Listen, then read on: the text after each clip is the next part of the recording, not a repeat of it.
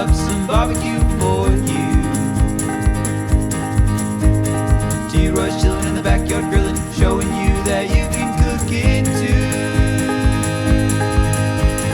too. Always with a beer or whiskey, but he cooks responsibly.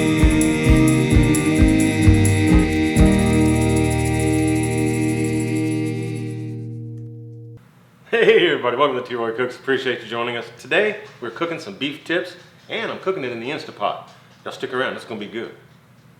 Alright, this is what we got to put in it. It's a very simple dish, folks. And I'll be making some rice and some beans, some type of bean on the side. But I was checking out my local HEB and they had these USDA prime sirloin steaks on special.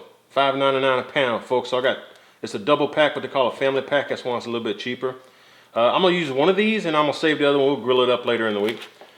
Green and red bell pepper. Use whatever peppers you want. I'm going to need about a little small onion here, just kind of, and I'm going to cube all this stuff up, all right? Now, since I'm doing this in Instapot, I've got time to marinate my steak. So I'm going to use this Allegro black pepper. I never tried this before, but y'all know I like black pepper with my beef. A little beef stock.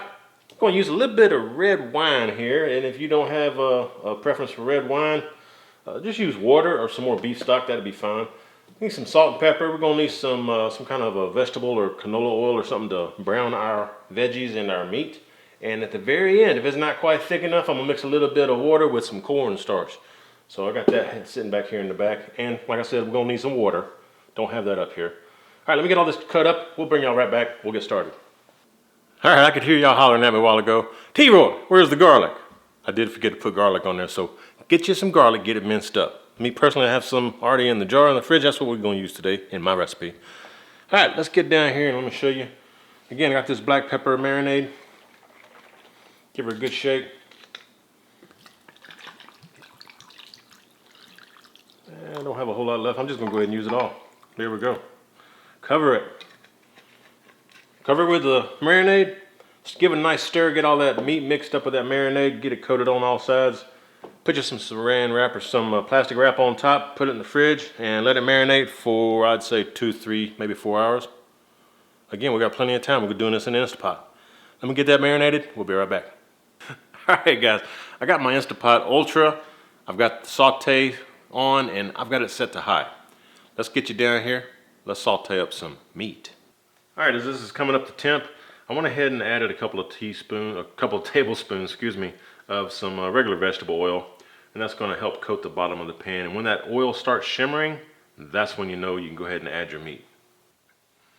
All right, let's see if this thing's up to temp yet. The oil's looking pretty good. Oh yeah, we got some sizzling action happening. All right, so go ahead and lay your beef in there. And this beef actually marinated for about 3 hours. You don't want to overcrowd it. If you overcrowd it, it's not going to brown. It's going to steam the meat. So you may have to work this in a couple of different batches. Try to get the flat side down there. Yeah, I'm going to do this in a couple of batches. Let me get this all browned up on all sides. We'll bring it right back. All right, now the reason I'm putting the beef in here and some oil, that's going to sear the outside of the cubes of beef. It's going to make them retain their juice. Of course, there's going to be plenty of juice in here and very tender from the pressure cooking of this Instapot, but it's also going to add some fond to the bottom, which when I add my veggies and add some liquid like that beef broth, or beef stock, it's going to be able to scrape up some of that fond off the bottom. It's going to add a lot more flavor to your gravy. So this has been cooking for about 5 minutes. I've been stirring it around, tossing the meat around, letting them cook evenly on all sides. Fixing to take it out, and we're going to add our veggies. All right, let's go in with our veggies, onions, bell peppers. It's all going in right now. Give it a nice stir. Let that cook a little bit. It's probably going to be like another 4 or 5 minutes until the onions kind of start getting a little bit opaque.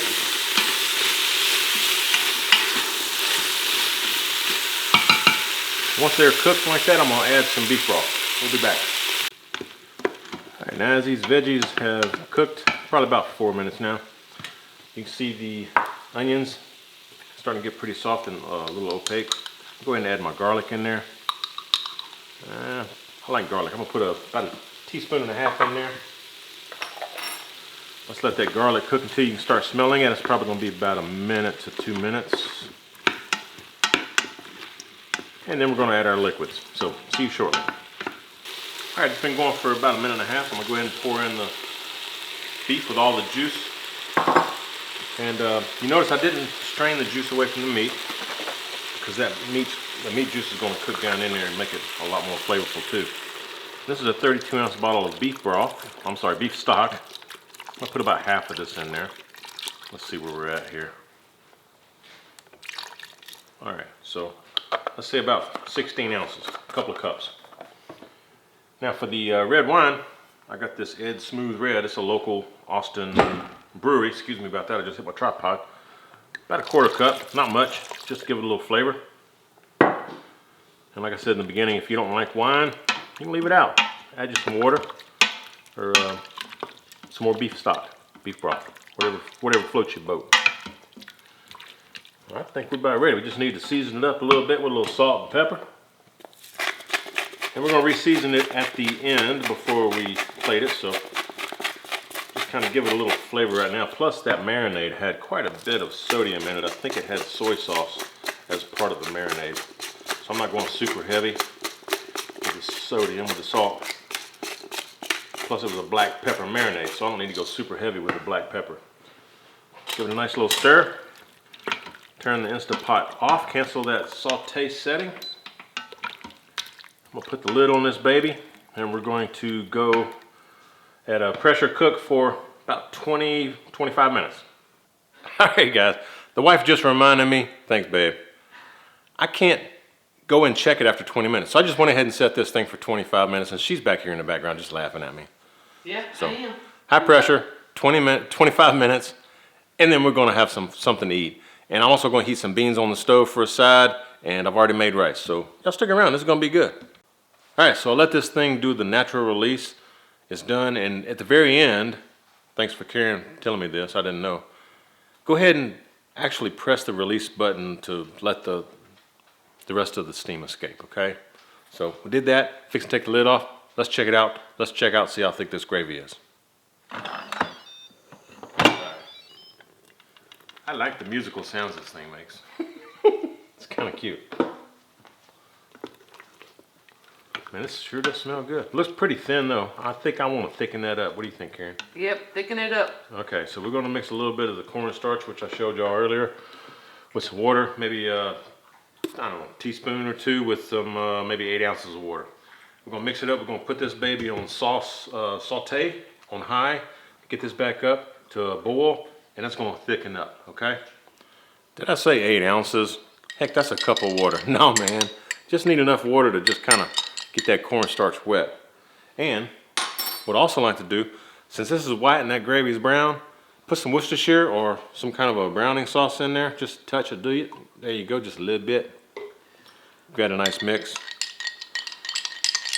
All right, and let me bring it down here, show you what we got. You can see it's already come up to a boil. Go ahead and pour all this in there. Give it a nice stir. And again, as it comes back up to a boil, this is gonna thicken up. And then we're gonna check it out, put it over some rice, see how it tastes. All right guys, here's the finished product. Let me show you a little bit of it here. There you go. I got some of these field peas with some green beans in there. There's the main part of the meal right there, man. Beef tips. All right, let's see if we can get this, get a little taste test going here. Let me show you this meat. This meat's literally falling apart, folks. Y'all check this out. It's super falling apart. It is. It's just really, really tender. I mean, just shredding apart. Let's give it a taste. Give me a little bit of that meat.